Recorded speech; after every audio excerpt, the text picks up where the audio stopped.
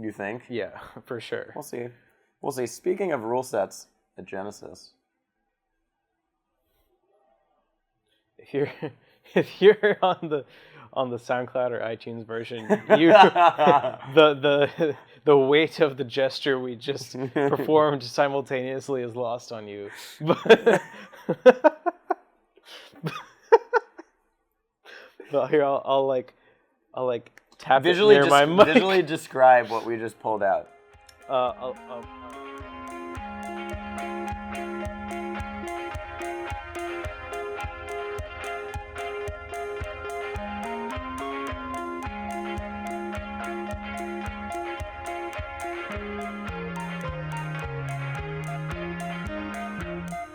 What's up, guys? Welcome back to Analog. Zain Won Shine. Zain Won Shine. That's gonna be the new Plup one Genesis, right? Yeah. It's just gonna happen. Dude, randomly. Plup one Genesis. Oh, dude, Plup one Genesis. What? Did you see? I think it was Pikachu 942. Wow, my voice is like shot. I know where you're going. I did see that. Yeah, Pikachu 942 tweeted out this thing that this is now tied with what, like 2009 or something for the year where. Oh, I didn't see that. Oh, the most different people have won a major. That's crazy. Yeah. I do remember, like, we were just standing around backstage and some of us were like, Plup won Genesis, King won Summit, Armada won Smash and Splash, Leffen won Evo, Zain won Shine, Hungrybox won the stuff in between. Yep, Full Bloom. Full Bloom. Yeah. Low Tier City. Yeah. What a crazy year. Yeah. The thing I thought you were going to say is that Zane's the 15th person ever to win a major. Yeah, he is. Yeah. And the other 14 were the top 14 on him and Edwin Budding's top players of all time. Top players of all time, yeah. And the last solo Marth to ever win a tournament of this size was Azin, or of this caliber was Azin. Sure. Because I think we can count King as having gone solo Marth at Summit, because I'm pretty sure he did go solo Marth. He didn't play Hungrybox, right? No, he didn't. Yeah, he was. And I don't think he used Sheik. Yeah, but that's not really a major, since it's like an invitational. It's different. Yeah, it's a little different. And the last Marth that won a major besides King was PewPewU at Apex 15, but that was Marth and Falco. Yep. And that was critical in him winning. Yes, it was. Sure. Even though the Marth ended up being most of the set wins. The Falco counterpick versus Armada was very, very important. Falco came in and out as needed. Yeah. So it finally happened. It finally happened, dude. It was game-changing. Oh my God, what a weekend! What a crazy up and down weekend in general. It was another one of those things where top 64 was up to a point, and that's just because Puff and Ices were everywhere. It's the story of the month, dude. There were 9 Puffs in top 64. That's the story. Can you name them all from memory? Okay, let's see. Oh, so sorry, guys. We're both really tired. Yeah, I literally just got off my bus. I have a gigantic suitcase right here. Yeah, he does. And my flight was at 6 a.m., so I slept 3 hours today. And the AC was broken on the bus. Yeah, but we are still excited about Yeah, we are. We're so happy Zain won. Oh, my God. Okay, so how many puffs did you say? 9. 9 puffs in top 64. Okay, Legend. Yeah. 42nd. Yeah. Toussaint. Yeah. Michael. Yeah. Jerry. Uh-huh. God damn it. I'm not going to cheat by looking at the bracket. Yeah, the only one on there right now is Jerry in 42nd. We named them. Yeah. So I said 5 of them, right? Mm-hmm. Oh, man. There's a big one you've forgotten. Oh, Hungrybox. Yeah. I forgot. 3 more. Uh-huh. Wait, I know 2 of them. Who's the last one? 2 of them are local. Big Kid was in top 64? No, he wasn't. I'm not talking about Big Kid. Okay, we have another local puff. Like more broadly speaking, local. I already said Jerry, Toussaint. Oh man, am I forgetting someone obvious? No, neither of them are super obvious. Although one of them had an almost gigantic upset this weekend. I can tell you that. That had to be ended. Oh, Atomisk. Yeah, Atomisk. Yeah. Atomisk. Yeah, Atomisk. Almost beat Mango. Was up 3 stocks to 1, and Dude, Mango had to make a comeback as Falco versus Puff. Yeah, we were me, Clindy, and Mango were playing backstage for a little bit, and Mango was like waffling back and forth on whether or not he felt like playing Falco or like really trying. And then Adamus came over and was like, yeah, I had to play Mango, and I was thinking in my head, I was like, Mango could just lose. And then later I heard that Mango won. I was like, oh, it must have not been. I didn't have anything to be worried about. And then even later on, I found out that it was a 1-3 comeback on game 3. So I was right to be worried. Okay, there's two more puffs. Okay, 2 more puffs. Oh, man. One of the ones you're forgetting is from the same region as Adamus, and I'm trying to remember who the last one is, actually. I don't remember. Oh, Itai. Yeah, Itai, and then who's the last one? Someone said 9 to me. Maybe it was 8. Well, there's another half of the top 64. Yeah, that's true. Oh, Sheridan. Sheridan made top 64. Let's go, Sheridan. Yeah, Sheridan made top 64. Yeah, let's fucking go. Yeah, that's crazy, dude. 9 puffs. Yeah. I mean... And an absurd amount of ices, too. I commentated just one wave on Saturday. Yeah, how was that? You were with Sleepy, right? It was great. I love commentating with Sleepy. Sleepy God. We have a good thing going. I would love to commentate with him more, for sure. I wish I could have done more this weekend, but that was basically the extent of the time I was able to spare. Yeah, reasonable. But pretty much half of our wave was Puff and Ices, or Puff versus Ices. So...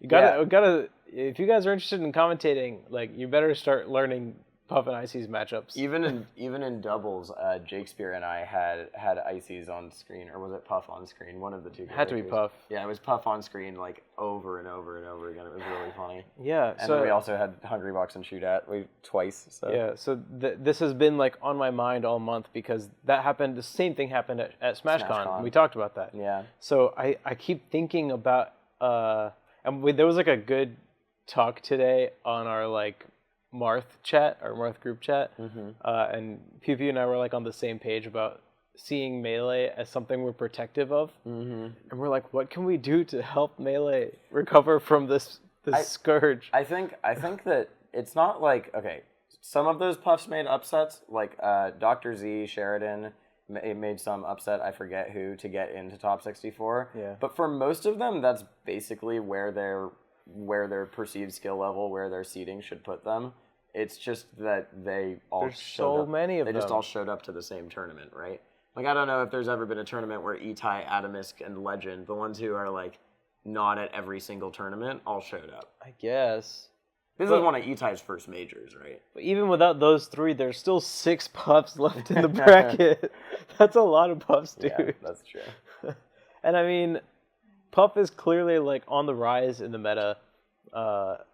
Jerry is really showing that. Jerry has no shame, guys, about what it takes to win, which I respect, in all fairness. I was watching some of his Dragon Ball FighterZ sets from this weekend because I missed it live. For those of you guys who don't know, Jerry's very good at that game, and he got 3rd this weekend, beating Nokami, who got, 5th at EVO? Yeah. Something crazy like that. Yeah. You know what Jerry's team is? It's Cell, Bardock, Android 16. That's horrible. I hate that. It's like the most degenerate top-tier team annoying. You could put together. I never want to see another Bardock super in my life. Okay, but speaking of Puff, let's talk about Zain versus Puff. Yeah. Because that's been sort of a hotly contested thing on Twitter after Zayn's win, which was crazy. But even Jake Chroma was commentating that with Vish, and he was like, yeah, we sort of made a decision not to talk about the DI mix-ups. I talked to him about that a bit too. Because it's a little bit in-depth, and it's sort of just highlighting something Hungrybox isn't doing right. Yeah. So, okay, do you know how many times Zayn down threw in second set? I don't remember. Twice. That's it. That's what I thought, because I remember I watched the first set more closely, and he almost did 0 down throws. Yeah, it's maybe 3 times because one was 2 down throw regrabs. Yeah. But he did 1 down throw for the DI mix-up, and then he did 2 down throw regrabs. Yeah. Consecutively, and that was it. So Hungrybox pretty much knew the forward throw was coming every single time. Yes. This is something we talked a lot about backstage. It's like Hungrybox basically missed the DI on every forward throw. He did, and okay, he started doing one level of the mix-up, because this is the thing, you guys. So There are two DIs that pivot forward throw, pivot, F smash. Yeah. Do not hit. There's up and in, and there's down and away. Yep. Everything else in between, even if you hold like down and in, it can hit. Now, Hungrybox was usually DIing. Imagine that the forward smash is going this way. He was usually DIing up and away. Away, yeah. Yeah, and so that's why he got hit. He started at one point throwing in down and away mix-ups too, and Zain would miss those. But then Zain threw in wave dash forward F smash, which catches those, and he actually got those. I'm not sure that it does catch that. It's on the chart. The Cardano chart. I thought the option that he put for down and away was down smash. Those both work, I think. Okay. I do recall him getting wave dash F smash, but those looked like more up and away DIs. Maybe. Maybe that might be true. Because he did react pretty well to getting both the pivot and the wave dashes. All I know is the two times he did wave dash forward F smash, he only did it twice in the second set. I actually missed a lot of the first set because I was backstage doing other stuff. Mm-hmm. The two times he got it, he did it literally immediately after Hungrybox managed to DI one time. Okay. Yeah.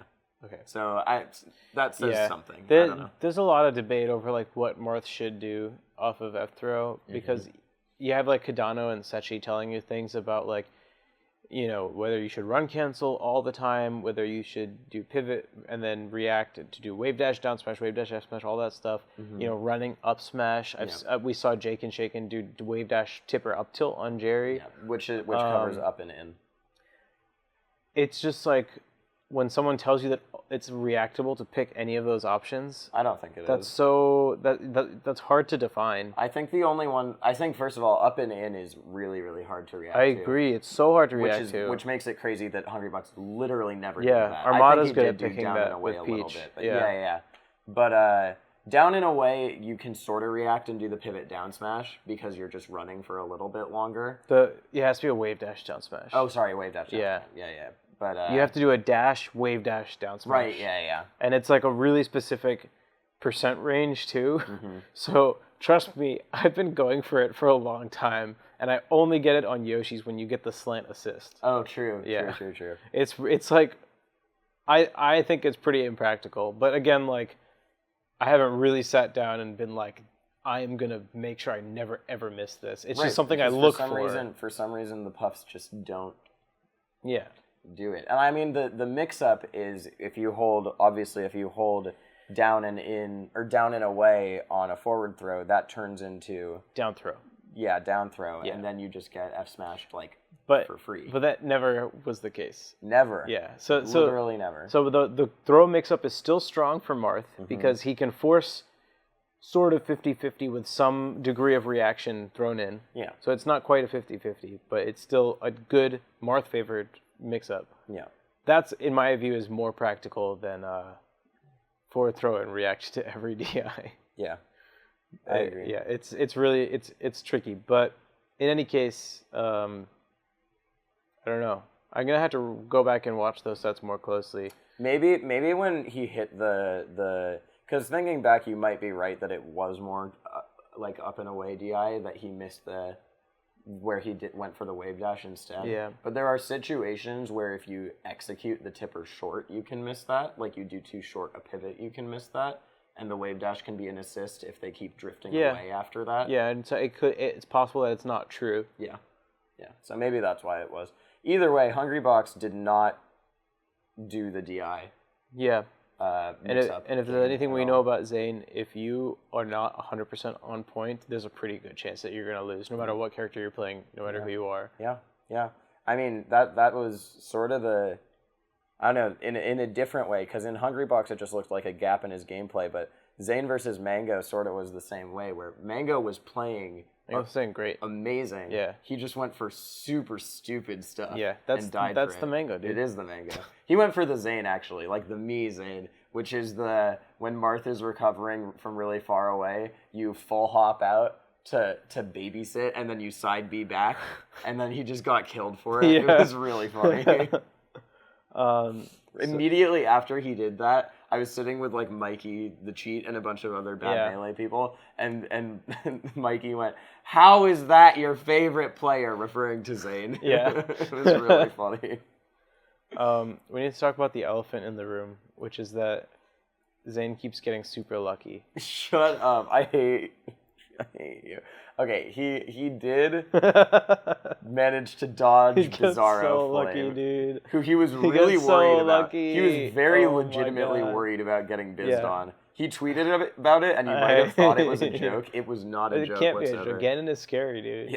That's probably Bizarro Flame's best matchup. Really? Yeah, because he's played with Hybrid a million trillion times. And Hybrid's better than Zain. Yeah, exactly. Because Hybrid beats Zain at Gommel. Yeah. So, if you guys haven't picked up on this quite yet, if you look at brackets and you see that there's like a hidden heavy hitter in bracket that might be able to upset Zain, that person always loses to a Fox. And then Zain has to fight Fox to continue into bracket. Yeah, so I mean, instead of that person. Congrats to PRZ, who even after he lost to Zain before top 64, made sort of a crazy run. Yeah. He beat Bobby Big Balls, he beat Pudgy Panda, he beat Dreffin, that's the big one, and then that got him 17th, which, that's really good. Losing to Kalindi. That's really good. But he did lose to Zain because he does play Fox, and then Zain got Drunk Sloth, and then he got Lucky, another Fox, and then he got None, which is basically Fox. The one Falcon but a he human. Doesn't care about. Yeah, the one Falcon that he keeps beating. He's very, very happy that None managed to beat Wizro. He was projected to play Wizzy. Yeah. And he keeps losing to Wizzy. Yep. But alas, the gods that be determined that Zain would win this tournament. That Zain would be a god, basically, with his lucky bracket. Yeah, but then he beat HBox twice. Yeah, but dude, HBox, Mahone trained Zain, and therefore Zain was ready to fight Puff. Yeah. Plus, Mango's never beaten Zain. It's very, very lucky for Zain that he won against Hungrybox, because I do think Gatsu could have posed a problem to him, legitimately. Yeah. I mean, it definitely wouldn't have been that he won against Hungrybox in winners. Yeah. Gatsu was playing incredible, too. Yeah, man. I was really glad to see Gatsu make a little bit of a run. Yeah, this is one of the... I usually root for SFAT because NorCal. Yeah. I was rooting for Gatsu for this, absolutely. I was rooting for Gatsu the whole time until the very end of the set. Because then Zach started playing out of his mind, and Gatsu was like getting a little shook. Well, Gatsu is a choker, dude. He's a huge choker. He's up 4 stocks to 1. SFAT brings it all the way down back to 1 stock to 1. At that point, I was like, all right, you deserve this win, SFAT. Like, you brought it all the way back. Before the set happened, I forget who it was. It was like... I don't know, it was Dewan and someone who were talking... No, it was someone else. Sammy. It was Sammy and someone. I was talking about it, and they were like, yeah, I think Gatsu took game 1, and they were like, yeah, Gatsu could win, but if this goes game 5, there's no fucking way he's winning. It almost happened. He almost lost. I interviewed him immediately after, and I was like, Gatsu, you made top 8. You actually are going to get 5th or better. You've never made top 8 at a major before. How are you feeling? And he goes, yeah, I'm okay, but I'm sort of disappointed because I almost threw away that last game. Yeah, and he almost did. Yeah. I really liked, so he's like the quintessential 20GX alongside Wizzy, but there are some clear distinctions between them that really showed through in the set with SFAT. So the most apparent one to me in game 1 was he down throws SFAT off stage on his last stock, and SFAT goes for the shine stall. What does Wizzy do? The answer is the same every time. Wizzy will do weak knee. Weak knee. Yeah, drop zone weak knee. He does drop zone weak knee. And what did Gatsu do? He jumps off and does a stomp. He just kills him. He just goes for the downer. Yeah. He's like, you can't do anything here. I was thinking about it later. The only thing Fox can do there, on a stage with a wall, he might get a wall jump mix up, but it was Battlefield, so the only thing Fox could do is double jump shine and try and beat out the stomp. Yeah, well, the one thing is that at that point the stomp hitbox is a little narrow. So actually, if Fox sees it coming and just jumps to the left, it might. Yeah, miss. He might jump to the left, maybe do a back air. Yeah, well, I mean, as long as he dodges the stomp, Gatsu literally fast fell the stomp. Like he was dead if he missed. It was really fun. But he had to have read it because there was almost no way to react. Well, that's the Gatsu classic. Yeah, the down throw stomp. Yeah, he usually nipples with it. Yeah, and he does down throw, and then he does run off pivot stomp. That's the Gotsu classic. So it wasn't exactly that, but but it was pretty sick. Yeah, that was cool. What else happened in top 8? Johnny sort of messed up Dewan. No, it was close, but then Dewan choked. Stadium messed up Plup. That was so funny.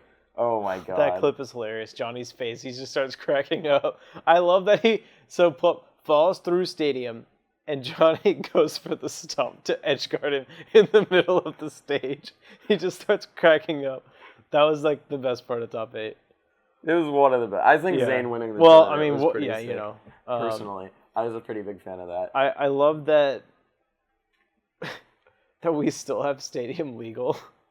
Like, it's clearly not a good legal stage, but there's basically no possibility that Stadium gets banned. And there's also no possibility we ever do Frozen Stadium. Yeah, literally. I mean, if we can't do controller fixes with an ISO mod, we can't do Frozen Stadium. I'm a huge fan of regular Stadium, by the way, even though it's jank as shit. Yeah. I love regular Stadium. I think obviously I think we all do. No? Yeah. That's just blatantly false. No, we love it for what it is. You are painting the community in a far more positive light than they view Stadium in. I have heard so many people be like, Stadium is the worst stage, why isn't this banned? You're listening to their words, I'm listening to their hearts. I genuinely love Stadium. I love the transformations. Yeah. I know it's it's partially because I'm a Falco main, but I've always loved it because I'm a huge Pokemon nerd. And then I very rarely will camp when a transformation happens because I like the sense that you get of figuring out, because it's usually you win one neutral interaction and then you win the transformation. Sure. And I like figuring out how to win that neutral interaction, at least on like Rock and Fire stages. Okay. It's fun. I really like it. Cool. So you think in Ultimate we should have hazards off for every stage except for Stadium? No, leave the hazards on. That's what I was saying. Yeah, for just Stadium. For just Stadium. Every other stage, hazards off. Yeah. So if you counterpick Stadium, you have to go into the options menu, turn hazards back on. Dude, real talk, Stadium in the other Smash games, it's way less legal, but it's also super fun. The fucking air stage. Oh, you mean Stadium 2? Yeah, Stadium 2. Yeah. It's so great. I love Stadium 2. I mean, it has Pokemon on the stage. Yeah. So do all like Kalos League and everything else. Yeah, Kalos League. For some reason, Stadium just doesn't have anything. What is it? Spiral Pillar or whatever? The one with Dialga. Spear Pillar with Dialga and Palkia. Dude, when the stage flips upside down, you just turn your head all the way upside down. That's the strat. Oh man. Speaking of which, I learned about, this is so off topic, I learned about a great special way to play Melee over the weekend. Yeah. Have you ever heard of Bowser Game? No. Oh man. Okay, Bowser Game. It's when you have 3 people on a setup. Okay. And usually when it's 4 a.m. also. And it's naturally. It's FD. It's 3 people all on one team, friendly fire off against a single level 1, maybe level 9 Bowser. I forget what it is. Okay. 2 minutes. And whoever gets the most kills wins. Interesting. So it's just last hitting the Bowser. So you end up with stuff with like Puff and Fox, where Puff is resting and Fox tries to drill. Then Bowser's off stage and everyone runs off stage trying to kill it. This sounds like a 3-player version of 21, the game we played at Smash. Oh, I really did not watch you guys play 21. I missed all of them. So 21 is 3v1, team attack on, and the people on the 3 team are trying to get the kill on the 1. Yeah. But that's different because it's not a CPU Bowser. It's not a CPU Bowser. Which changes the game. Also, team attack off makes it so But imagine if funny. the CPU Bowser is a real person and can win. And then you all get punished for it. Bowser Game is incredible. Okay. We went triple. We started doing it where we all went the same character. Oh my and we God. went triple Yoshi, and it's so degenerate. funny to just see 3 Yoshis run across the stage. Because what happens inevitably is everyone goes after the Bowser and misses him, and Bowser makes it back to stage. And then you all have someone gets respawn, and you all have to run after the Bowser. Yeah, and Yoshi is a horrible one because he can't. It's fun with characters who can get below Bowser, like when he's off stage, and try to snipe him. Yoshi can't fucking do that. Yeah. You just all jump stage and commit to your death. Yeah. It's a pack of lemmings chasing after the Bowser. It's like the intro in Melee with all the Yoshis. Yes, that's what they're doing. Horde of Yoshi, they're chasing Bowser. They're all running towards one Yoshi that has followed a Bowser off a ledge. They're like lemmings. Exactly. They're all trying to kill the one Bowser. Yep, that's right. Poor lemmings. Oh man, I think that's actually an urban legend, isn't it? Or is it not? You know, I actually knew the answer like a few weeks ago, and now I forgot. The chicken thing is definitely an urban legend. I don't know. It's chickens will. There was this thing people used to say where if it was raining, chickens would look up at the sky and then forget to close their mouths and just drown. Oh, that does not sound real. Yeah. I'm pretty sure that's not real. Yeah. Anyway. All right, yeah. Back to the match. Good commentary segue. Good job, Sajam. So, how was your Shine experience? It was really good. It was ups and downs. I've been thinking we can talk about this in the second half of the episode, and I'll probably have to switch out my batteries on this recorder soon because it's just. I think I just bought really shitty batteries for it, honestly. Yeah. Also, my camera's about to die. Nice. So we should probably actually end the first half right here. That was a really fast first half. But the second half will be a lot longer. I just don't want to go through the thing where something's not working. Yeah. We'll catch you guys again in like 1 minute. Guys, Zain Won Shine. I did it. Congrats, man. Thanks. You didn't congratulate me. On what? On winning Shine. Oh yeah, all Marth players are the same, especially the brown ones. Yeah. Thanks. All right. Bye, guys.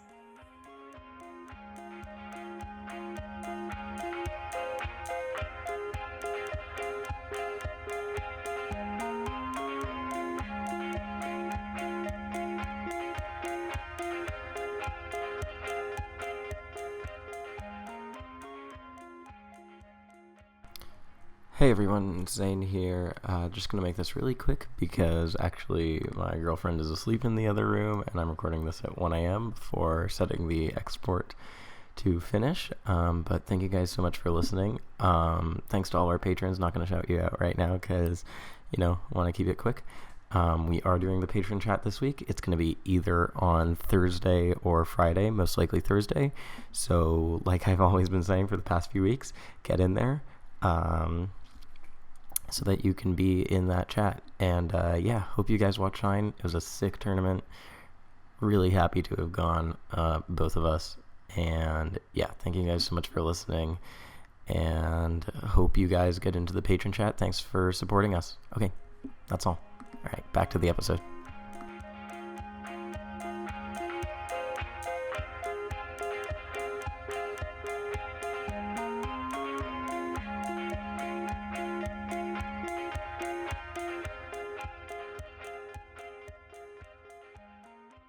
Alright guys, we're back. I just replaced the batteries in all my devices, and honestly might need to get them checked out because they literally last only 20 minutes now, which is awful. These are so hot, these batteries right now. Feel that. It's actually cooled down a little, but it's not a great... It's warm. It's a Wegmans battery.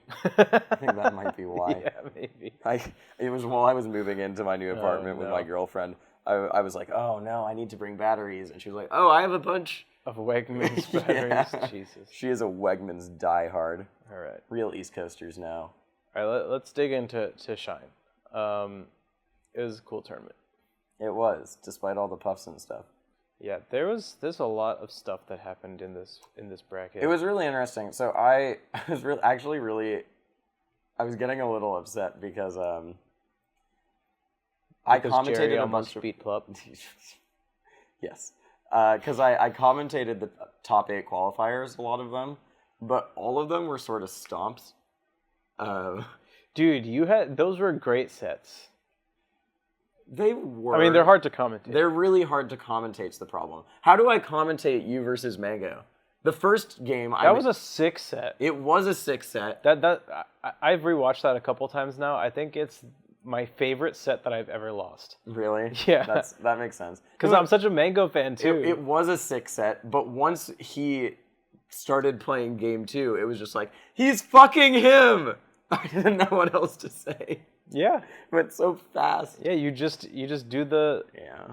you react. You react to the hype stuff that was happening. I think I was having a hard time with it because last Shine, Jake and I had the same exact block, and we commentated Mango versus PewPewU, which was an amazing, amazing set, and went game 5, and was just both of them beating up on each other in turn. And I thought we were pretty even, but then Stab accused Jake of being Mango biased. So I was trying hard not to be Mango biased. You guys were definitely Mango biased.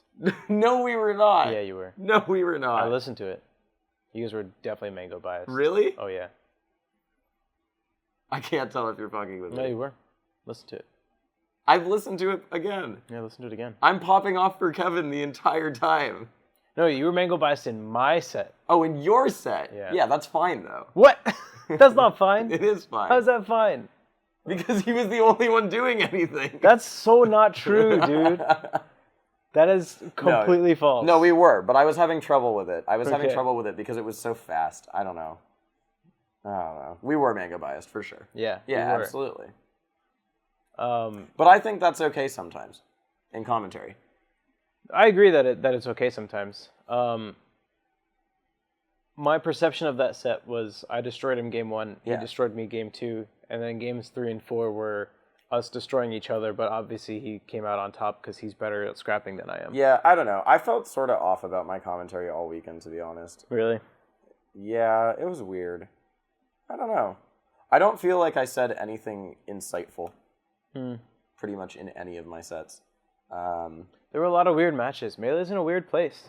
I think I do better when I have a longer set and one that's more competitive, and because then it's easier to recognize patterns and point them out and point out like what's winning people games. Yeah, when there's like a quick set where it's just destruction, like I like to go towards my instinct is to go towards either just like reactionary and commenting on what's happening, because sometimes like the listeners just want to hear someone mirroring their own emotion. Yeah, I agree. Or two, you just are providing context around the match. Like you can't do a play-by-play analysis. Yeah. You just have to talk about, everything else. You make comparisons. You talk about what else they've done. Like if you're commentating Plup versus Army, you could say a lot about like Samus and Ices, and how like back and forth a lot of the top Samus and Ices players go, but then Plup just literally.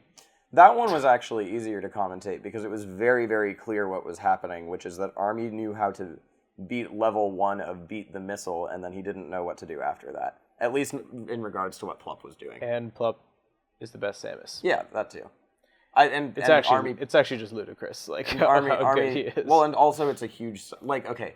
This is what happened. Game 1 was actually pretty close, and Army had good answers to everything Plup did, and they counterpicked him to FD twice.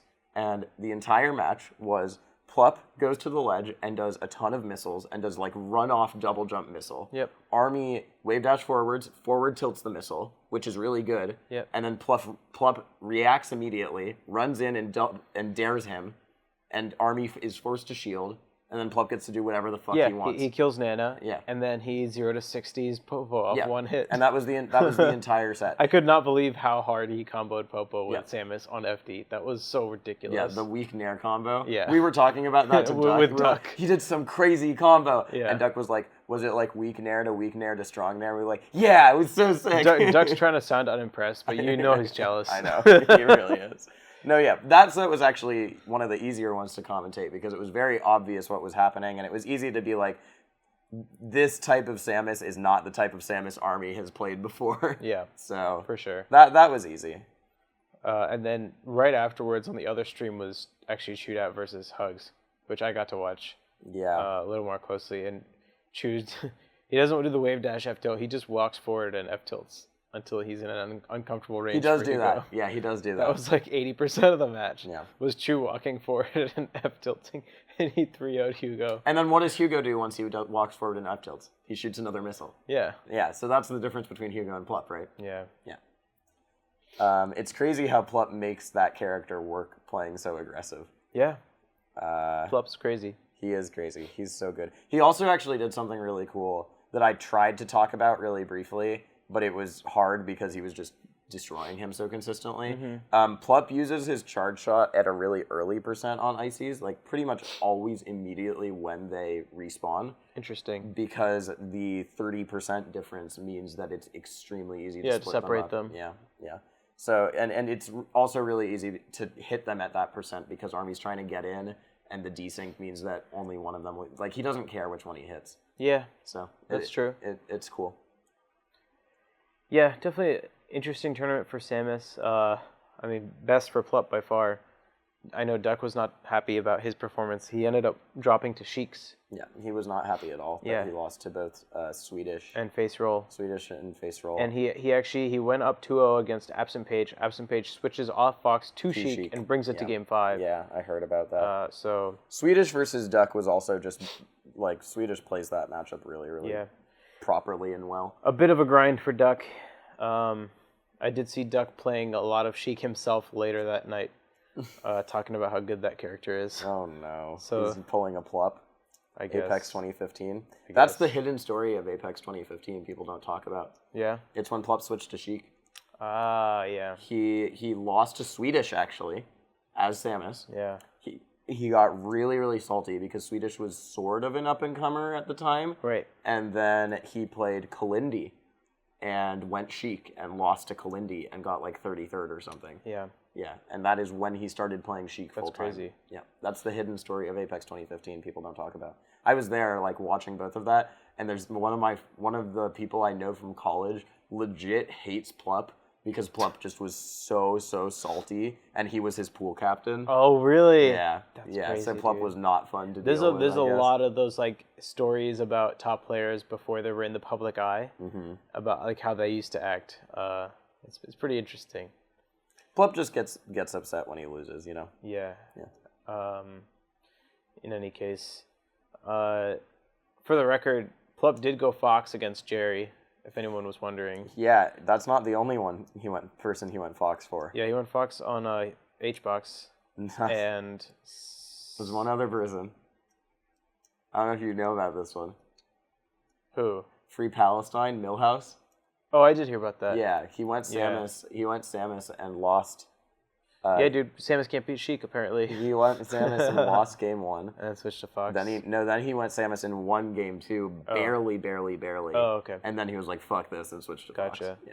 Well, he switched to Fox after losing game 1 against Jerry, and still it went to game 5. Yeah, Jerry still took a game. Yeah, Jerry's crazy. Jerry's nuts. Oh yeah, Army sent Gatsu to losers. Gatsu ended up destroying him in the run back to get that top 8 qualifying spot. That was another set where it was so hard to commentate because it was just Gatsu kneeing Army over and over and over and over again. That sounds fun to commentate. I know. The problem is I was so desperate for a set by that point that I could analyze. I really wanted it to happen. And going into a set, you try to commentate the first game as if it's going to be a long set, and then you're playing catch up for the next 2 games of the 3-0, where you just have to be like, well, he's destroying him. I gotcha. Yeah. I needed to pick up. I think that's something I need to realize. It's something I learned for my commentary this weekend is when you get a set that you can see is going to be a slaughter, you need to start framing it that way. Yeah. And like pick up on that. Yeah. But there were ones where like S2J Wizzy shouldn't have been, that's not one where you think of it as being as one-sided as it ended up being. But it was super one-sided. Wizzy looked really slow, and Johnny just destroyed him. Yeah, Wizzy had some complaints about how late the tournament was going. I don't know. I just saw a tweet about that. Yeah. It happens. Yeah, He needs his sleep. Young man. I finally beat a Spacey. Yeah, you beat Westballs. That's cool. And you were talking about this, everyone was like, I knew Rishi was going to beat Westballs. Yeah. And that's just because all Marth mains are the same, I guess. Yeah. You've never beaten him. Everyone just assumes that Marth's always going to beat Spaceys, but like all year long, every Spacey seated above me has beaten me. Yeah. I didn't make a single, all the upsets I made were not on Spaceys, like, mid-weight. It's literally the opposite of Zain. Yeah. Like people group me and Zain together, yeah. But all my upsets are against non-Spaceys, and his were against Spaceys. Yeah. So that was actually really my focus since SmashCon. After that, I was like, all right, I'm happy with how I played. I played well against Lucky, but now I need to actually make it happen. Like I got close a number of times against Spaceys above me, But that was like really my focus for analysis last week, was focusing on what to change for Spacey. So you did end up it did end up being a floaty who took you out though. Yeah, I probably just neglected it a bit against two Saints. Yeah, but again, like the primary goal I had going into the tournament was Spacey's, and I was happy with how I played, even against Mango. Yeah, I mean you destroyed him game one. You messed him up game one. And then two Saint, man, I was not happy with how I played this set, and I talked all year about how my goal is always going to be happy with how I played, right? And I did not achieve that for this set, so I was really upset about that, because I missed every freaking pivot tipper, except for like 2, and then I got another tipper that phantomed, and then I got another S smash that phantom shield poked. That's really funny. Which wasn't a tipper, which shouldn't even happen. I think I played neutral like really well though for the most part. I probably could have played more defensively, but like my footsies in general, I was really happy with. So I'm gonna. Well, it's really funny for Two Saint because I did an interview with him and he was like, "Yeah, I'm treating this tournament as a vacation because school's about to start and I didn't practice for it at all." And then he said, "Yeah, but whenever I don't practice, I get my best placings, and then that convinces me that I shouldn't practice anymore." That's exactly. He had his highest major placing ever, and I had to go up to him later and be like, "Two, you're gonna practice, right?" And he was like, "Yeah, I am." Yeah, the thing about that is like certain like taking breaks or not practicing can kind of affect a certain mindset for when you're actually competing that helps you perform better. Mm-hmm. But long term, you need to learn how to access that mindset while also improving.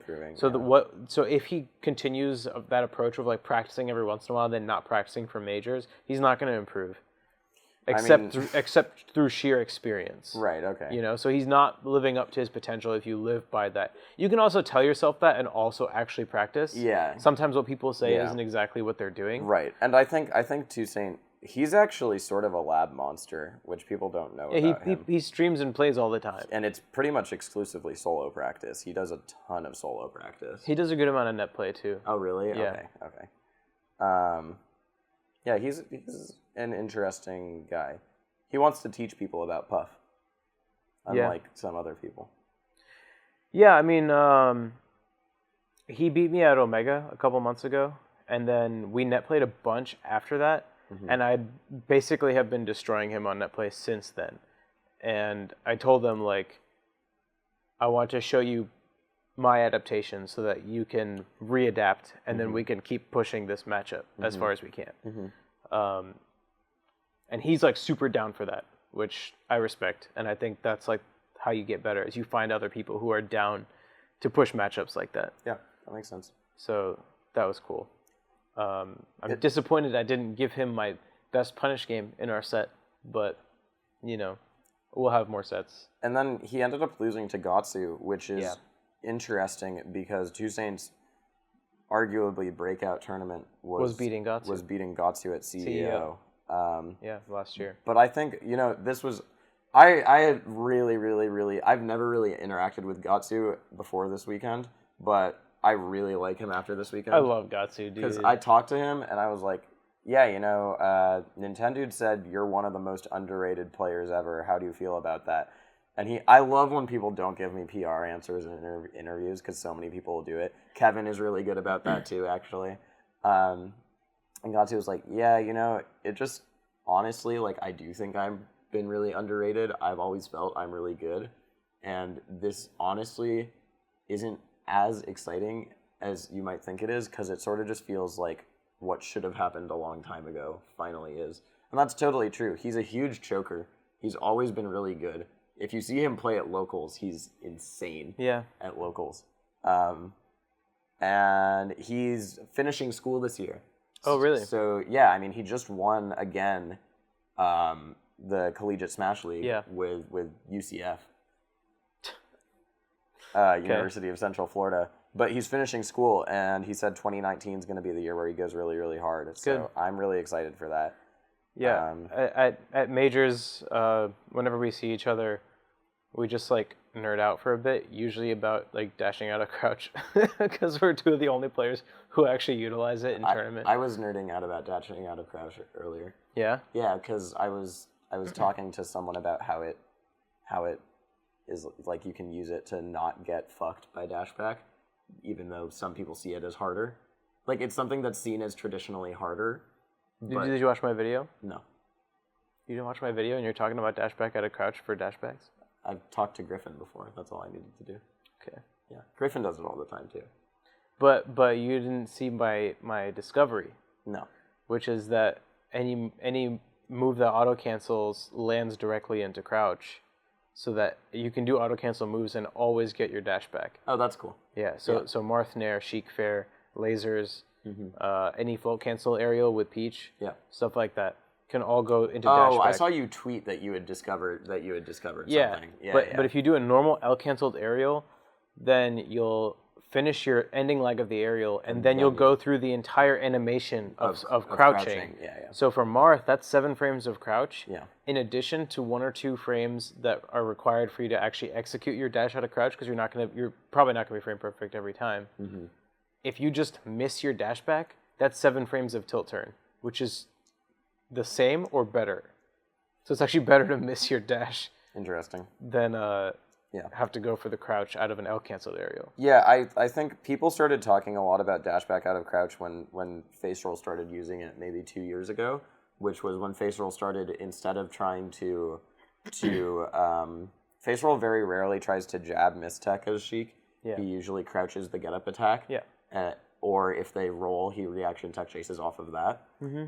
And people started talking about how hard dashback out of crouch is, but it's actually a more frame lenient window than regular dashback. People just find it significant by a lot. Yeah. People just find it really hard because of the motion of it and what's necessary to do it. When you practice it, it's not that hard. It is a little controller dependent. Yeah. Because the value that you need to reach using the motion can be you had to travel either shorter or farther depending on your controller. But I've practiced it on a controller that's like average or slightly below average for it, so it's pretty easy for me to get. And it's way less controller dependent than like actual dashback. For sure. Yeah. For sure. Yeah, it's actually not that. You just have to get used to the motion. Yeah. You can sort of quarter circle it. Yeah. Which is helpful. But I did talk to Leffen about that auto cancel dashback out of crouch thing, and he thinks that it's neat, but it's not like revolutionary because it does require some anticipation as opposed to reacting with an actual successful dashback, which I agree with. Yeah. So it has some niche usage. Yeah. In any case, we're getting into nerdy territory. Let's get back to Shine. Yeah. Just last thing, big misconception that UCF does not affect dashback out of crouch. Correct. Yeah. Don't ever say that. It's not true. You just are missing it mostly. Yeah. In vanilla, I have a 100% success rate with dashback out of crouch. Yeah, you're probably just missing it if you're missing it on vanilla. Yeah. Anyways. So that was one half of top 64. Yep. And then the other side, I didn't see Kalindi 3-0 at Ryan Ford. I saw that. I think it's just representative of... Kalindi was very unhappy with how he was playing, actually, after that. Really? I saw him tweet. He said, I'm missing third grade stuff. But, that is actually a huge, huge, huge upset, because Ryan usually destroys Kalindi, and it's Ryan's records against Fox players is pretty nuts. It's Ryan's best matchup, and I've talked about this a ton on the podcast, but it's traditionally one of Kalindi's worst matchups. The Fox Ditto. But not anymore. I just don't think it is anymore. And it's just a shift in stuff where Kalindi is a better player than Ryan now. Yeah. And he's good at the Fox Ditto. And Ryan was missing a lot of stuff too. Yeah. And this side of bracket is way less interesting than the first half we looked at. I guess losers might be more interesting. Who sent Ginger to losers? Why did he start in losers for top 64? Dreffin. Oh, he lost to Dreffin. Again. That's right, yeah. Lost at Gommel. There had to be some other interesting things that happened here. Slox got sent to losers. There were some interesting close ones. By Drunk Sloth. Mega Christmas almost lost to Toucan, who's a Connecticut Ices, which is fucking crazy because Mega Christmas plays Army every single week. Yeah. And like multiple times every single week, and he's really, really good at that matchup. Didn't Toucan end up beating someone? Toucan did beat someone. It's the one before that. It's the one that it's whoever he beat to get to Nico. Yeah, he beat Crunch. Oh, he beat Crunch. Yeah. Right. Yeah. What else? There was some interesting stuff. JoJo, New York player. Yeah. Beat Calvar. Oh, he did? Yeah. Oh, I didn't even know that. And then Calvar made a sick losers run. Yeah, he lost to LaLuna. Or sorry, he beat Calvar. He lost to LaLuna, and then he lost a heartbreaker to Mix. So he had the Marth bracket. But Calvar made a huge run, actually. He beat Gravy. Oh, he beat Bladewise. And then he lost to Ryan Ford. But still. Yeah, beating Bladewise. That Bladewise win is juicy for Calvar for sure. Yeah. And Calvar beat Edric as well. Yeah, and Edric's really good at that matchup. Yeah, so Edric was in my... Oh, I commentated that set. Oh. That was in my wave. Edric was one of my picks for like a sleeper player in this tournament because I know how good he is and no one else knows how good he is. Yeah, well, I mean, so you can see his prowess in the Marth matchup. He beat Mix Dia, who is very out of practice, but a very smart Marth. So then he fights PewPewU. I commentated this as well. Yeah. Game 1, 3-stocks him. 3-stocks him. Yeah. Game 2 gets 3-stocked, and then Game 3 was closer, but PewPewU edged it out. It was.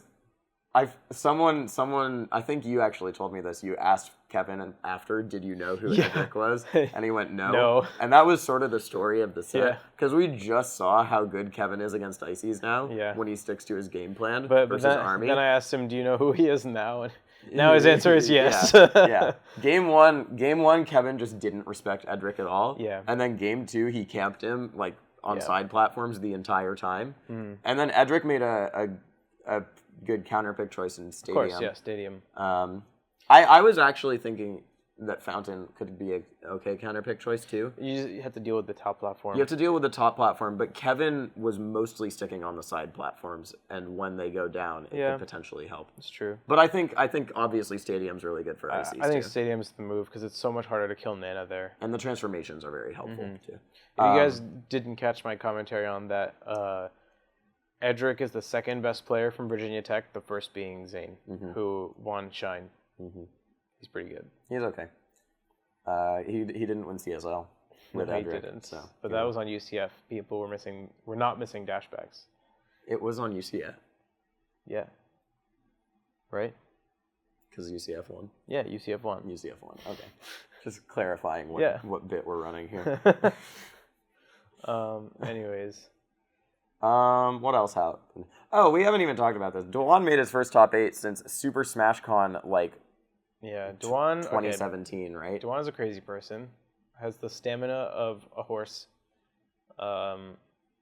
Played 20-something games. I think 23, someone said. In losers. Yeah, so he loses game 5 to Lucky. Beats Moki, game 5. Beats Drunk Sloth, game 5. Beats PewPewU, game 5. Beats Kalindi, game 5. And then he bodies none. Yeah, 3-0s none. And in the meantime, he is switching back and forth between Sheik and Marth. It's really interesting. I don't know if that's just reported wrong, but it says that he went all Sheik against Moki. I want to say he did. Huh, interesting. And then he goes Marth against Ices. So it's been a really long time since he's gone all Sheik against a Fox. I guess so, yeah. He usually just starts out the set as Marth. And then he beats Drunk Sloth with Marth. Although he went all Sheik against Kalindi, didn't he? I think he did, yeah. Yeah, he did. I don't think it's that unusual for him to go all Sheik. But, I think he just does it on feel. But recently it has been, I think. I haven't been paying close enough attention. I don't know. Apparently, PewPewU got screwed over by 1, a missed dashback, and 2, Phantom. He lost both of his sets to Phantoms. Yeah, that sucks, dude. Apparently. Me and Kevin both got hit by the Phantoms. I got like 3 Phantoms against Mango. Yeah, you did. Many Phantoms. Yeah, Dwan can tech chase now. I talked to him and he said, well, yeah. Oh, yeah, dude. I saw him. He was doing that to Vortex because Vortex was keeping it mad close against Dwan. With Fox? With Fox. Yeah. And he was just tech chasing him. Yeah. And I was like, when did this happen? Yeah. Apparently, Vortex also, this makes me sad that he lost to Gravy, who, Gravy's a good player, but we like to see Vortex on the come up. Yeah. And what I heard about that set was that Ben went Sheik game 1, and Gravy bodied him. And then he went Fox game 2. Yeah, Sheik doesn't have any answers to pivot up tilt. He went Fox game 2, and he destroyed Gravy. And then they had a back and forth really close thing game 3, I think. But yeah, Dewan can tech chase now. I talked to him, and he said, yeah, I could always tech chase. I just didn't do it. And I was like, yeah, the Dewan Classic is broken. Yeah. I actually started this in-joke in the community, fun fact.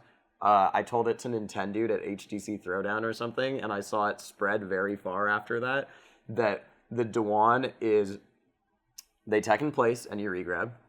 They tech in place and you regrab. And then you charge and up smash and they roll away on the third one. That sounds right. And that is actually the Dewan. Yeah. That is what's happening for years and years and years. But now he tech chases. He tech chased Kalindi. He tech chased none. I mean, it's easy on Falcon, but he destroyed him with tech chasing. I didn't see that. Yeah. It was sick. I didn't realize La Luna beat Ginger. I did hear that Kalamazoo beat La Luna. Least surprising. Yeah, and apparently KZU also has Lucky's number. Oh yeah, KZU's actually had a very good year. Yeah, he's sort of returning to his old form. Mm-hmm. I think when he moved to NorCal, he was busy with work and adjusting and stuff. Yeah. And also he was playing Marth. Yeah, he seems a lot more settled now. Yeah, and he's started to return to contention as one of the top peaches. Obviously, he's not near Laud, or like not quite on the level of Laud, and you'd probably put Triff above him as well right now too. Yeah. But he's had a very good year. Yeah. The Mango. That's right. Yeah. Everyone forgets about that, or I forget about it. Yeah.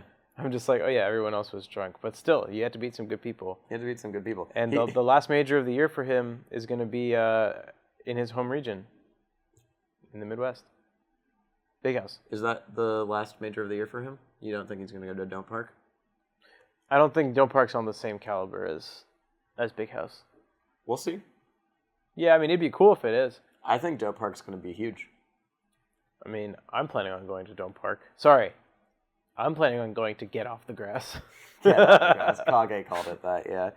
I think Don't Park is that Kage or Biz? Oh, Biz, you're right. Biz. All Ganon names are the same. Yeah. Get Off the Grass. I think that's going to be huge. Yeah, it is the first Ultimate tournament. No, also, just like, okay, Aiden and the EGTV team had a bunch of logistical problems with Stream 2 years ago, and that's why they didn't run Don't Park last year. And they've had 2 years to fundraise and figure out what they want to do. And if you know those guys, they very much like flying out players, specifically from other regions. And when it comes to Don't Park, that is going to include Armada and Leffen for sure, if they can get them to come. It's not scheduled near anything else. That'd be hype. I think it's going to be a really big tournament. There's no reason for Mango not to go. Well, there's always a reason for Mango not to go. You know what I mean. Yeah. Like, I maybe M2K will have finished his book by then. Yeah. We'll see. I mean, if it's that big, like, I'll be happy because I'm planning on going. I think it's going to be huge. Though part of my reason for going is to focus on Ultimate if I like the game. True. So we'll see. Yep, we'll be the first Ultimate tourney. I think Genesis will be the first, like, for real one. For real one. I guarantee you the rule set's going to change from Don't Park to Genesis. You think? Yeah, for sure. We'll see. We'll see. Speaking of rule sets at Genesis, if you're on the SoundCloud or iTunes version, you the weight of the gesture we just performed simultaneously is lost on you.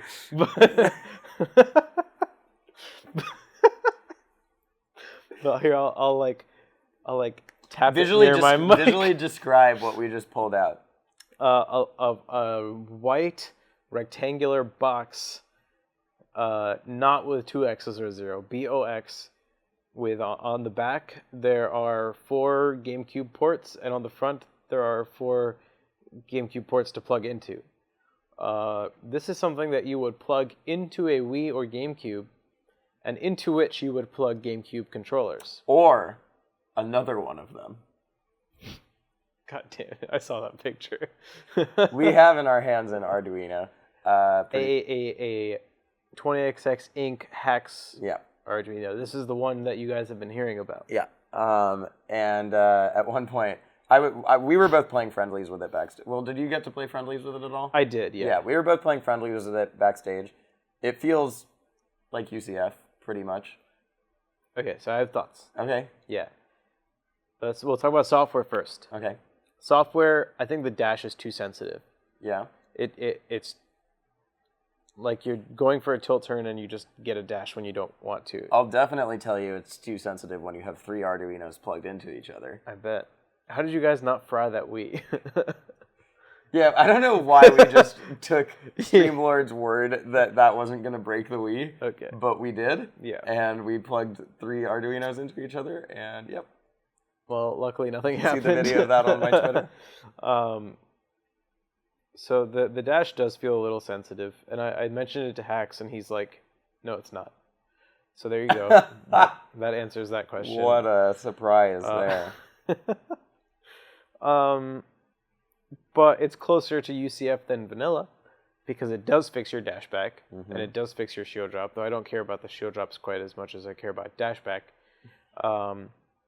You can disable the fix by holding D-pad down when you plug in. Yep. So you can opt out of UCF so none. you can play vanilla, but for you literally the one person in the world who cares. You do have to trust them that the issue of input delay is rectified, because there is like 6 milliseconds or something of input delay when you go through an Arduino, and I don't know. They came up with some solution that supposedly fixes it, but I'm not savvy enough on the details to really know for sure. Interesting. So regardless of whether or not you opt into the code, you are subject to whatever other side effects there might be of an Arduino. For the most part, it's probably not noticeable, but 6 milliseconds of lag on an Arduino, and then if you like that would be the same as 6 milliseconds of lag on a quote-unquote lagless monitor, you know, and we talk, that's a hot topic now these days too, so we should talk about it if it's an issue. Yeah. So that's like the software stuff. Apparently I'm the only person that had any issues with the hardware. Yeah, when your controller plugged in, it shorted a Wii, right? So I played a few money matches on a GameCube with no issues, and I played against Spark, I played against Zoso, and this other dude came in and he wanted to play, and he plugged into port 1, and the light that indicates that your thing is on wasn't turning on. So then he tried plugging into port 2, and the light did turn on. It was fine. But the GameCube wasn't recognizing the controller was plugged in. Then I unplugged my controller, tried plugging it back in, didn't work. We unplugged the Arduino, plugged it back in, didn't work. And we just realized the ports on the GameCube were not working at all. Oh, geez. Yeah. But then we came back later. Someone had to reset the GameCube. We didn't want to reset it at the time. And it was working fine. So nothing seemed to be wrong there. But it was weird that just happened when there were no issues for like a solid 30 minutes of playing. So then that Dween that we were using was exchanged, and we were trying to we had it plugged into that GameCube. We didn't have a memory card, so with both of our controllers still plugged in, we switched it to a different GameCube, and as we plugged it in, that GameCube shut off. Yikes! Yeah, with no controllers plugged in. With 2 controllers plugged in. Oh, okay. Well, yeah. Okay. So that shut off. It turned on just fine afterwards, and the Arduino worked as far as I remember afterwards. They seemed to not know what the issue was, and I didn't know what the issue was. So hopefully it gets fixed, because I understood that the product was in a place where it was ready to be run for Shine and for a major, but they've been running it at San Diego tournaments, and they had a few issues that I think they've ironed the kinks out. That's because Streamlord is from San Diego. Yeah. And I did describe all of these issues to Streamlord, and he wrote it down. So hopefully he's working on that. I know that. So yeah, these were actually supposed to be used at Shine. Yeah, they were. But because of production delays and other stuff, they weren't. I almost not because anyone thought the product was not ready. No. For the record. No. It was purely because logistics. I almost convinced Zain to try and use one for top 8. Yeah, Because we were playing friendlies with it backstage. Zain was like one of the first people to test it out. Okay. And you know, it's technically an opt-in Arduino tournament. Yeah. And someone had mentioned that. I was like, hey, Zain, so you're going to use it for top 8? And he went, can I do that? And then she called over someone else from Big Blue, and they were like, we're not going to do that. I don't think Zain would have seriously considered it. I don't know, man. His eyes lit up. Yeah. Whenever I talk to him about dashback, he's just like, yeah, I just don't think about it. Oh, really? Yeah. Interesting. Somewhat ironic from someone whose trademark is the dashback. Dashing back, yeah. That's how it goes. That's interesting. But in any case, I have this purely for testing purposes. We'll see if it's most likely not going to be in use at Big House, full disclosure. Yeah, I don't have any information one way or another. I know people are in talks about it, but it doesn't seem like that'll happen. I don't think so. Rob's pretty conservative as a TO. He's the most conservative TO. Yeah, so... Him and Nintendo typically are the most conservative, but Nintendo was like the one who drafted up the Arduino, the BYO Arduino addendum in the first place. His argument, from my understanding, is that Arduino is better than UCF because Arduinos still punish you for missing dashback inputs. So if you don't do a proper dashback input, the best an Arduino can do is it costs you one additional frame before your dashback is executed. Whereas on UCF, your dashback works properly every time. So I understand where he's coming from, where there's still a little bit of value left on execution, but that also means that you're still dependent on the controller lottery, even if by one frame. It's more like a philosophical difference than anything else. Yeah. Yeah. I don't know. It was fun playing on it. I also don't think about dashback that much. I try not to think about it when I'm in tournament. Because I buffer it out of... Because with Falco, you're buffering it out of laser a lot, which actually gives you an additional frame buffer on dashback and stuff. So you don't usually miss it that much with Falco. Just do it at a crouch on lasers. I mean, you can, but it's also... I don't know. It's not that hard to hit. Yeah. And I don't know. This controller's okay at dashback. It's mediocre. But I did get my controller notched out. I noticed your shell's changed. Is it? I mean... Oh, is this not a new faceplate? The faceplate's different, but it's... That's what I meant. It's still blue. This controller's always been blue and turquoise. Oh, okay. Yeah, it's always been a blue and turquoise controller. He just gave me a new blue faceplate. Gotcha. I think. He said he was going to. So I assume he did. I decided to use... Oh, he didn't replace my stick cap. God damn it, Nez. Nez was touching up a different controller I had, and I decided to, on a whim, use it for this tournament. Typically, I always go with the controller I'm more comfortable with, but I decided to take a risk this time. Yeah. Get some more data on how I function with different controllers, and it benefited me in some ways and hurt me in other ways. Yeah. But I'm glad I tried it. I'm just going to swap this stick cap out with my other one. Yeah. So I was... took a long time to get this notched out, but Nez did an amazing job, and immediately after I started playing with this, I just started fucking chroma really, really hard. It was awesome. Nice. Because I just started hitting every max length wave dash. It was actually really funny because occasionally what would happen, I got mad at Jake because I was trying to shine Waveland, shine up beat him, and I slid off the platform because I accidentally hit a max length wave dash. That's funny. Yeah, which is really dumb because I was trying to slide like this and it just stopped right there instead of going down to here. Yeah. You guys can see it stopped at my wave dash notch. Did you get full angle notches? Yeah. Nice. Yeah. There's been some debate on Twitter recently about whether or not that's fair. Yeah. For the record, my stance is that it is fair because there would be no need for them if every controller were manufactured the same, because then your execution wouldn't depend from controller to controller, but alas, it does. I just think in general that Leffen has said this basically, like, Leffen used to be super against them, but now he's like, well, obviously they're not getting banned, so, and it's just hard to logistically ban them because I don't think there's any logical way you can justify banning case mods, basically.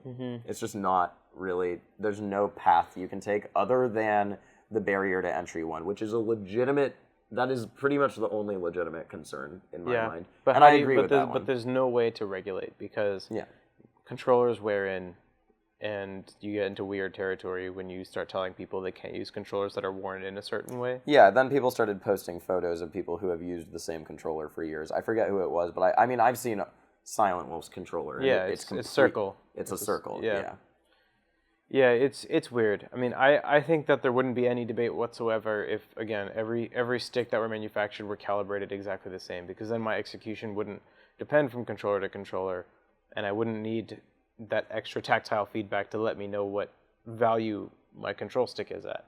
But because controllers are not manufactured like that, we do need that information. So we're going to take it. Also, like, just more information for people who don't know a lot about this. NES, especially for top players, doesn't give them the perfect notch because the notches wear in over time. Yeah. And if you always notch it at the exact perfect angle, when you use that notch, you're just going to get horizontal air dodges when you try to wave dash. Yeah, and then it makes it hard for him to re-notch as well. Yeah, you can't go more in that direction. Yeah. So I don't know. There's really an art to notching that I don't understand, but his notches look very different from Cardano notches. Yeah. Just aesthetically, he does them very differently. Cardano makes like sort of semicircular like divots for your stick to slide into, and NES sort of just shaves away a layer like adjacent to it to leave a little harsh corner there, which it's a different execution actually for sure. Yeah. And I think that's why I was missing. I plugged in at first to his setup and I missed every single shield drop. Really? And then I went and played friendlies and it was fine. But yeah, personally I love my NES controllers now that I have one born and raised NES controller and one that I've had for years that he refurbished. I was supposed both are amazing. I was supposed to actually interview NES, but it was hard to find a time because he's busy all the time. He was actually pretty free on Sunday, but I think he was just taking time to just play friendlies and stuff. He needs that time. Which I'm pretty down with. But I think an interview would have been fun. So it's too bad. The two interviews I was supposed to do that I didn't end up happening were NES and Army, and I was actually going to maybe interview the two of them together. Yeah. But I did end up doing Gatsu, who I wasn't planning on. So I think that's a good interview. He needs some spotlight on him. I think I got 6 in total. Cool. Wes, Swedish, Toussaint, Gatsu, Sammy, and... Did Wes complain that I ledge camped him? It was before that. Okay. For the record, I didn't ledge camp him. He platform camped me. Okay. Someone told me there was a salty tweet that was later deleted, really? So I never saw it, really but apparently it's out there. I feel like I interviewed one other person, but I cannot for the life of me remember who. Oh, Zain. Oh, you interviewed Zain? Yeah, but not after he won. Before that. Yeah, I interviewed him on day 2. And then I was considering asking him after he won, but specifically because I would have, except for the fact that I had already interviewed him. And it's not like that interview was up yet. Yeah. So maybe we'll just have to talk to him some other way. Yeah, maybe. We'll see. We're just going to re-air, like, what is it, episode 2? Just do it again. Yeah. Change the title. Shine Champion. Shine Champion.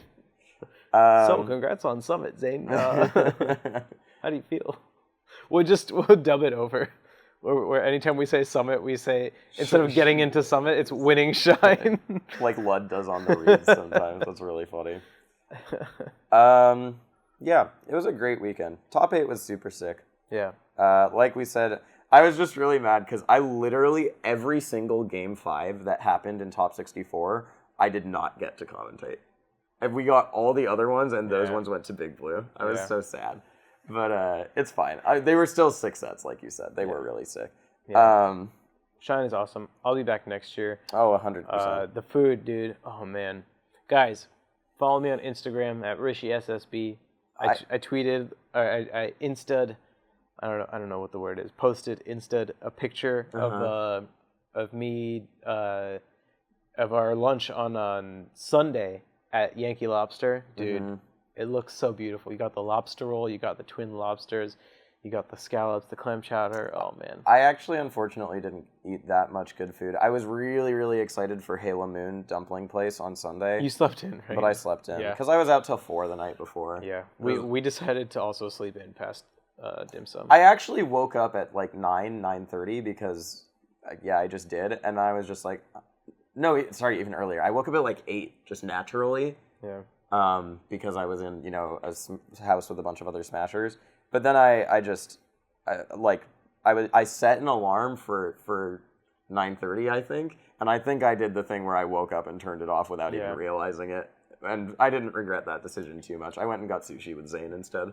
I think I woke up at like 10, and I was like, oh, if we wanted to go to dim sum, we should go now. But then I was like, no one else is going to want to wake up, and I don't want to wake up. Yeah, I woke up again at 10:20, and then I texted Fendi, and I was like...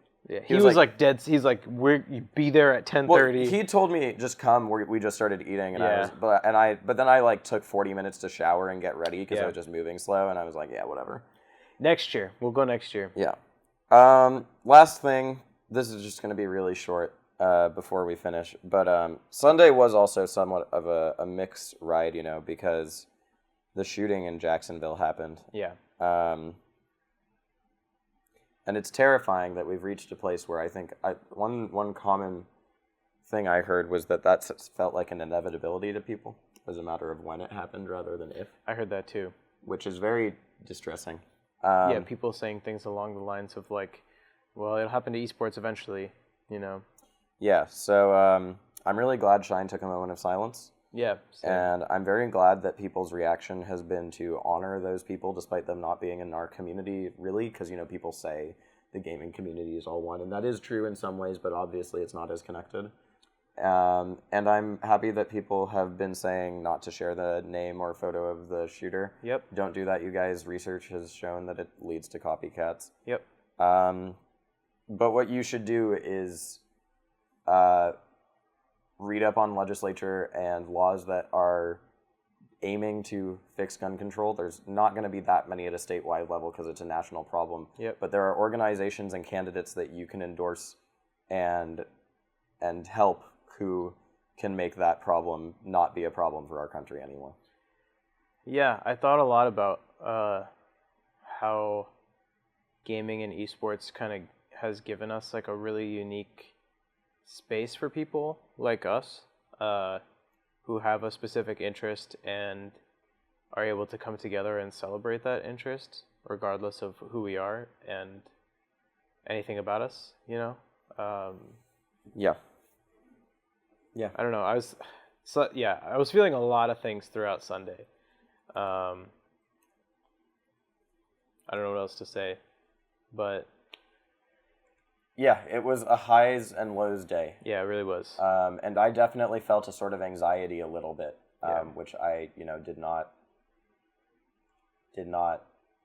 It was just weird. It was weird. I was just looking up the names of the players who have died. I remembered one of them. Oh yeah. So I just wanted to say rest in peace, True Boy and Spot Me. It's a true tragedy, and vote for gun control, guys. Nerdsvote.com. Yeah? Yeah. There's this guy, I heard about this because I have like a weird connection to Sam Riegel, who's like this voice actor, and he's on Critical Role and everything. Group. Yeah. So I saw that he had been like promoting this organization called Nerds Vote, where they go to conventions and they try to get like gamers and cosplayers to sign up and register to vote, because I think like gamers and just nerdy people in general are probably one of the least represented groups of voters. So these people are trying to make that no longer the case. Yep. So there's a lot of websites like this, for the record, where you literally just like type in 2 pieces of information and it'll tell you how to register to vote. It's really easy. If you guys are interested in that, check it out, nerdsvote.com. That's going to do it from us. Somber note to end on, but a really amazing weekend in general. Yeah. Shine was a great tournament. Shoutouts to She, Matt.Zeb. Yeah, definitely. And shoutouts to Zain for literally being A record breaker.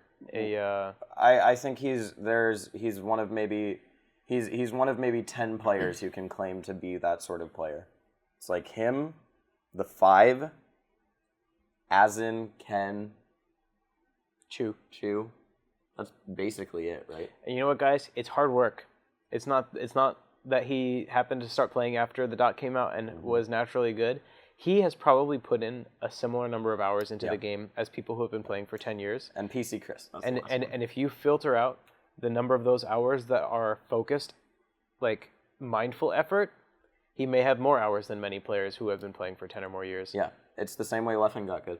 Yeah. Yeah. You put in the effort and you put in the work. It's not about the raw number of hours. It's about the number of the amount of effort. Yeah, I tweeted this thing. I tweeted, remember this one with a picture of him beating HBox, and that's because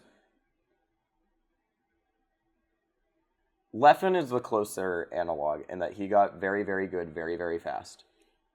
But this is something unlike what we have seen since Leffen, and even then, it's way faster than that in terms of how good he got, how fast. Yeah. Plup played for years and years and years before his ascent. Yeah. Zain is literally, there has not been a player like him since Leffen and arguably before that. So. Yeah, and in this climate of Melee where everyone is so good. Yeah.